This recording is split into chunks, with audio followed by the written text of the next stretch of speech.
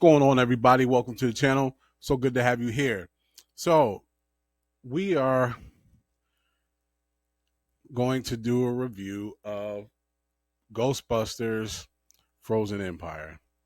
Now, if you know, I did my straight out of theater reaction. I saw it yesterday, and I apologize for the delay. I had a couple things going on today, so I couldn't get to my review right away. But saw it yesterday. And before I give my review, even though I kind of said it in my straight out of the theater um, reaction, let me just preface this by saying I am a Ghostbusters fan, like a huge fan. I saw the original in theaters, saw part two in theaters. Huge fan. Loved the cartoon, the real Ghostbusters, all of it. Video game, all of it. The cereal, like this is Ghostbusters is for me. So I saw Afterlife and absolutely loved it. It was such fanfare and nostalgia, and I thought it was the perfect blend of nostalgia while also giving us an original story um, that was worth watching. It was a great way to. It was like a love letter to Ghostbuster fans. I felt like, but in a way that you still had a good story, right? So I loved Afterlife, and when I saw Frozen Empire trailer, look at my reaction. I was hyped for this movie.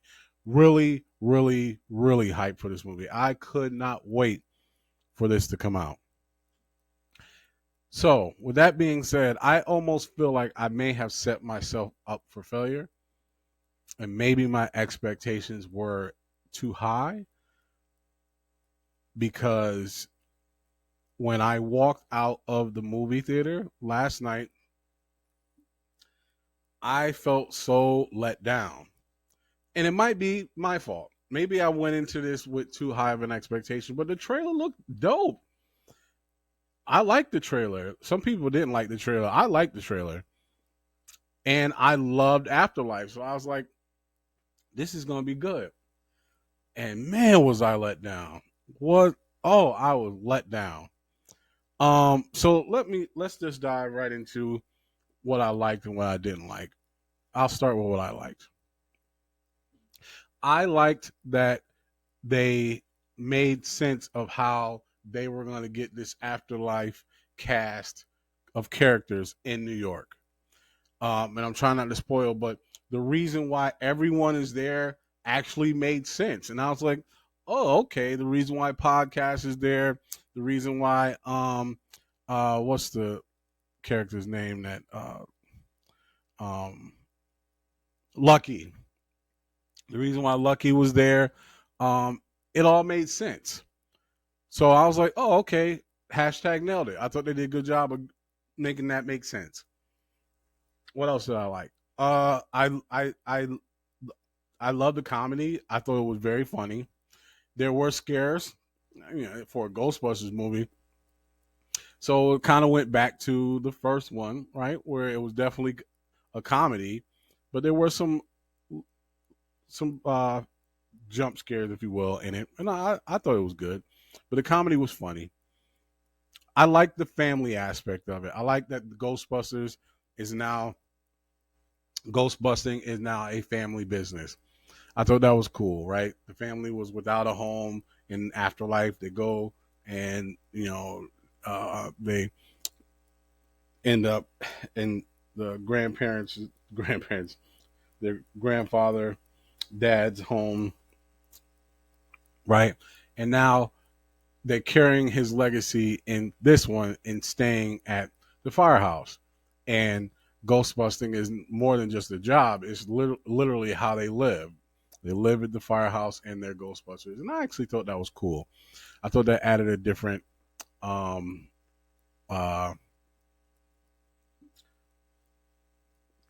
different level of emotion to the Ghostbusters story because they are legit family. And it's a family business, right? So I dug that. Um, I liked some of the addition of the new characters. Patton Oswalt, I liked him. Um, my man Kamali Ali Najini. I'm sorry, I know I killed your name, bro. I apologize. Uh, Najani. Uh, he was cool. The returning characters was cool. Um, this one is about to be a positive and a negative. But they bring back all the Ghostbusters, which was cool. But what I really liked is, they got you got to see them have more burn in this one than the first one, which was cool. But it's also a negative. I'm gonna explain myself in a second. But I do like that Ray was being Ray in this one. Like you got to see the Ray of old in this movie, and I dug that. Like I dug that Ray was being Ray in this movie. So the nostalgia in this one was good, but it was also bad. So here, let's just dive right into it. So let's talk about what I didn't like about the movie. I didn't like how much nostalgia was in this movie. Like, oh my lord, it was a lot, a lot. Like they brought back a bunch of people. Dude, the library manager or supervisor from the first movie makes a appearance in this movie. And I'm not saying that it was all bad. It was just a lot, and I'm gonna explain why that it's a negative for me. But it's a lot of nostalgia. Like it's I thought Afterlife had a lot of fan service. Nah, they took it up a notch in this sequel.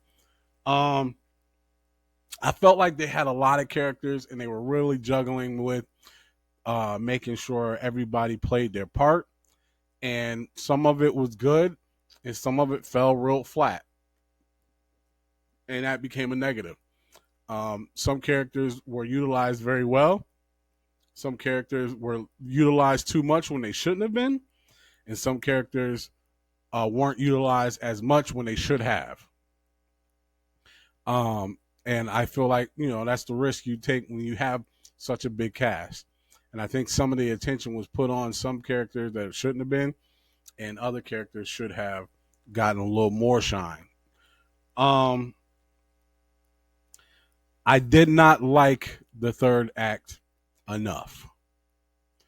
So this movie, there's listen, Garaka Shaka Khan. So I can't think of the antique, the big baddie, the ghost at the end, Garaka, whatever their name is.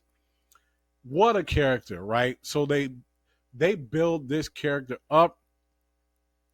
Oh man, from Jump Street, the first scene, which is crazy. When the first scene, after the first scene, I was like, yo, this Ghostbusters is about to be off the hook. And they build this character up. Like the act one and act two, they build it up. But act three, when they make their appearance, I don't know. I don't think they stuck the landing. I think it was a little lackluster for the amount of hype that was built up about this character. And that Ghost is a strong character, and I guess I just didn't get enough. I don't feel like it had the impact that it should have had because the hype train is real. Like they really hype this thing up, but then when it finally goes down, you're like, okay. Um, okay, this is probably gonna be spoiler, so I'm gonna go ahead and throw a spoiler up. It's not a major spoiler, but it's gonna be a spoiler. So I did not like Phoebe McKenna Grace's character and Emily Lynn, the ghost friend character. Here's why. Excuse me, not that I didn't like the characters. Let me take that back. I felt like the relationship between them two was rushed, not earned, and the pay and for Phoebe to do what she did just to spend 30 seconds with this ghost, it wasn't earned to me. There wasn't enough there for me to make it make sense. Like, I get it. Trust me when I say it. I get what they were saying. Phoebe was feeling left out, hurt because she couldn't be a Ghostbuster and kept getting left. This ghost befriended her, had a story where she was left out too because she was left without her family. So she stuck being a ghost and she misses her family. So the two of them both are left behind, right? And that's how they identified. Trust me, I got it, but it just wasn't good, in my opinion. And that really, really, really distracted the movie for me. That was a huge distraction for me. Because I was just like, nah, there wasn't enough there to make me believe that it was worth doing what she did. So I was that really messed it up for me. All right, I'm done with the spoilers. So here's how I feel about this movie. On a scale of 1 to 5, 1 being it's trash, zone out, 5 being it's a must see, don't miss this one, it's fantastic.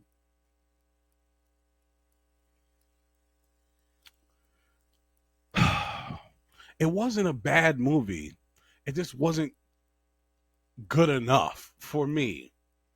Like, I didn't walk away from this and going, yo, that was crazy. You saw my instant reaction. I thought it was okay. I'm going to give it a 3. Maybe a 3.5. 3.5. Somewhere around there, I'll let y'all pick. If somewhere between 3.5. 3.3. I don't know. Yeah. That's how I feel. Now, why was the nostalgia a bad thing? And having Ray in them, because I don't want to see this movie again, the way this is built. I would love to see more of the family run Ghostbusters, but I'm kind of done with the fan service. I want to see a new Ghostbusters story that doesn't rely so heavily on my love of the Ghostbusters. Does that make sense? Like, I want to see a Ghostbusters movie stand on its own without all of the nostalgia to make me want to watch it, because there was a lot. And as a Ghostbusters fan, did I enjoy it? Yeah, okay, sure. I enjoy seeing some of those things, but if that's all that made the movie good, then that doesn't make it a good movie, right? If what made the movie good was I got to see all the wonderful things that I love about Ghostbusters, then that just means that the movie wasn't that good. And there was a lot of nostalgia, and I don't want to see if they do another Ghostbusters movie, I want them to pass the torch and let's go. Let's have a new Ghostbusters story. Sure, you can sprinkle some nostalgia in there because Ghostbusters is huge. You can't get away from it. And I got the reason behind it because they were in New York. So, of course, you're going to see a lot of the old. It made sense, but enough is enough. Don't do this again. We don't need it. I don't need it. I'd rather see this family be Ghostbusters and find themselves in a situation and bust some ghosts. I have other issues, but they weren't that major. I thought some of the writing was lazy and fell flat. But the characters was great, acting was great. Um, but yeah, it just didn't do it for me. I'm gonna give it a 3, 3.5. Anyways, we'll stay there. But do me a favor, let me know what your thoughts. If you saw it, let me know what you thought. If you didn't see it, after you see it, come back and comment. I'd love to hear what you thought of the movie. I can see why people love this movie, because there's a lot of fan service and it's enjoyable. But for me, it was only okay. Do me a favor, if you like the content, click that like button and subscribe and share with others. I appreciate you stopping in. Until the next one, peace.